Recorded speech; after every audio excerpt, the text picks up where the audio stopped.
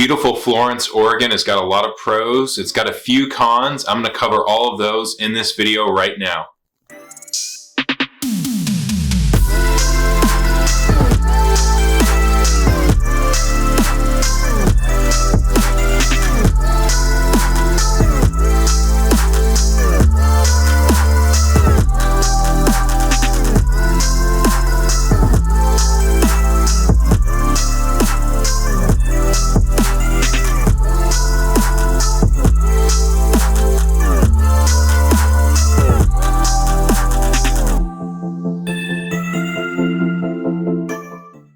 Hey everyone, Seth Marchant with the Home Team Brokers here, coming to you from beautiful Florence, Oregon today. If you're new to this channel, living on the Oregon coast, we show you what it's like to eat, sleep, play, all the pros and cons of living on the Oregon coast. Hit the subscribe button, tap the bell, make sure you get notified each time we drop a new video, which we do about once a week. We get people reaching out to us all the time that want to move along the Oregon coast, and we always love to hear from you. If you're thinking about moving, you can send us a text, shoot us an email, give us a call. You can even click the link below if you want to get into our calendar and schedule a Zoom. No matter how you get in touch, we've got your back when it comes to moving to the Oregon coast. All right, let's talk about Florence now. Florence is a very affordable place to live. Sometimes the Oregon coast is maybe considered a little bit overpriced. A lot of homes that you'll find along the Oregon coast are going to be sometimes significantly more expensive than some of the homes that are a little bit further inland, or just some of the homes that are kind of surrounded in some of the rural areas along the Oregon coast. But Florence, it's about 25% less expensive than the nearest major city, which is Eugene. The median home cost in Florence is $350,000. In Portland, it's $450,000. Overall, your cost of living is going to be a little bit less than statewide. The cost of living in the state of Oregon is about 13% higher than the national average. The cost of living in Florence is about 5% less than the cost of living in the state of Oregon. So in Florence, your cost of living is going to be lower than the statewide average as well as the national average. Your utilities are actually about 30% less, whereas your healthcare and your groceries, they're just slightly below the statewide and the national average. Next big pro about Florence is going to be the people or the vibe or the atmosphere. They've got a really quaint, charming downtown area that the Siuslaw River runs right through, right next to the coast. And it's a pretty active, pretty lively downtown. Despite the median age being 60 years old, it is definitely more of a retirement type of town. But when you go downtown, it is pretty lively. It's got a lot of great art galleries, you know, your typical kind of antique shops. There's great food. Of course, you have great seafood nearby.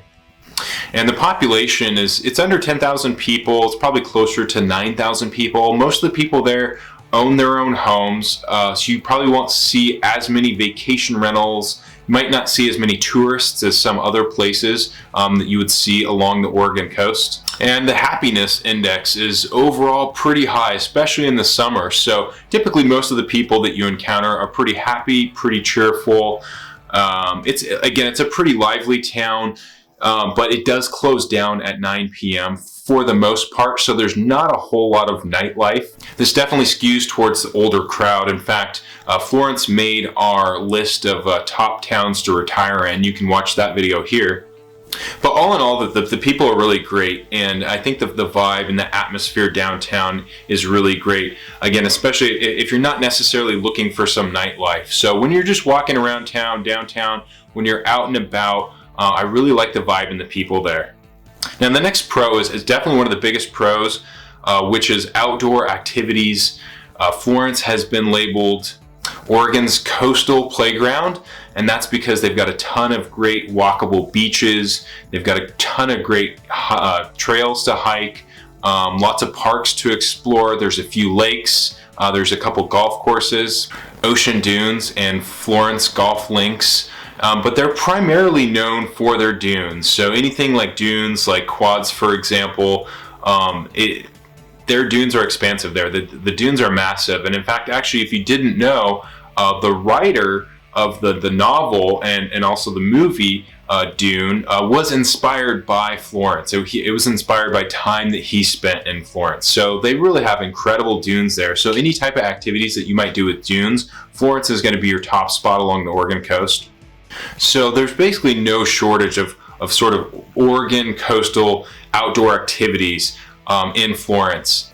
If you see the park Exploding Whale Memorial Park, don't mind that park. You might want to YouTube, just do a search, check out this story. You can probably just search Exploding Whale, and the top result should bring up like a 3 or 4 minute video for you. So what happened was, back in the 70s, there's a really large whale that washed up on shore, and some people, whoever makes these decisions at the time, decided that the best thing to do, because it was too big to move, was to blow it up.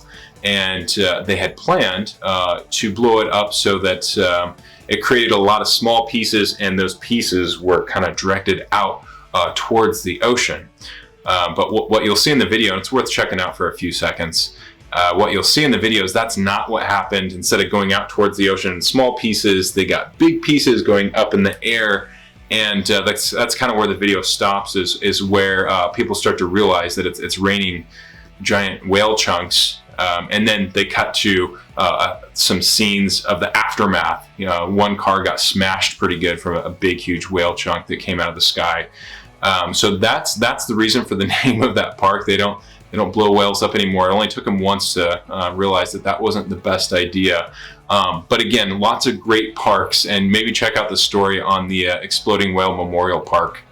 Next pro, and this might be a pro for some people, maybe some people not, but especially when you're older and you want something to do and maybe don't want to go outside, they do have a casino there.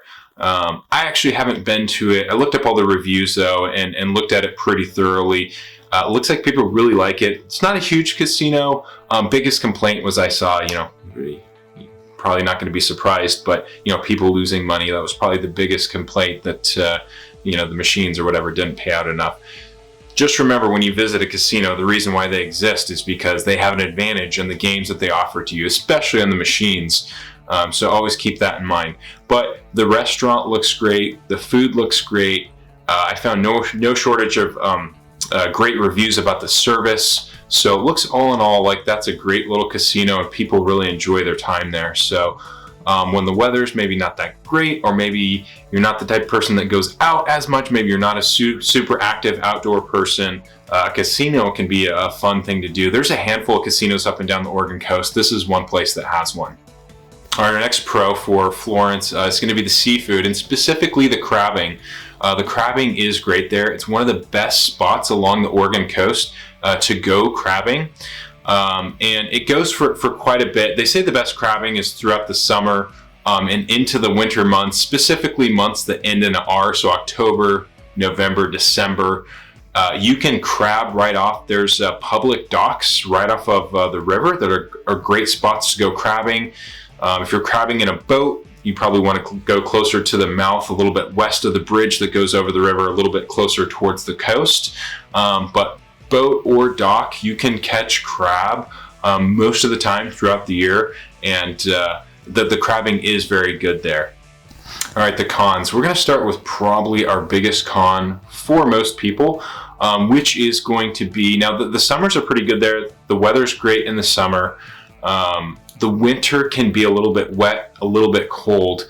So Oregon on average gets somewhere around 38 inches of rain a year. Portland's right around there, 40, 42 inches. I think we got 36 inches in 2020, if I recall correctly.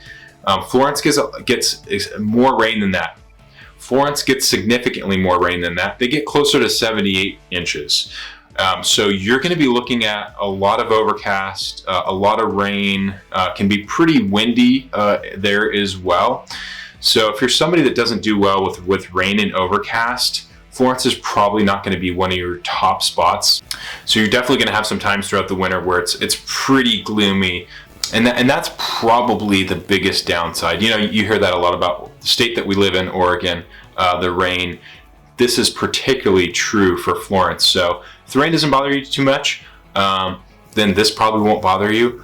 If you're a storm watcher, this could be a pro for maybe some people. If you like to watch the storms, they got some good storms in the winter time, and there's a few great spots to have a good vantage point to see some storms and waves and stuff like that.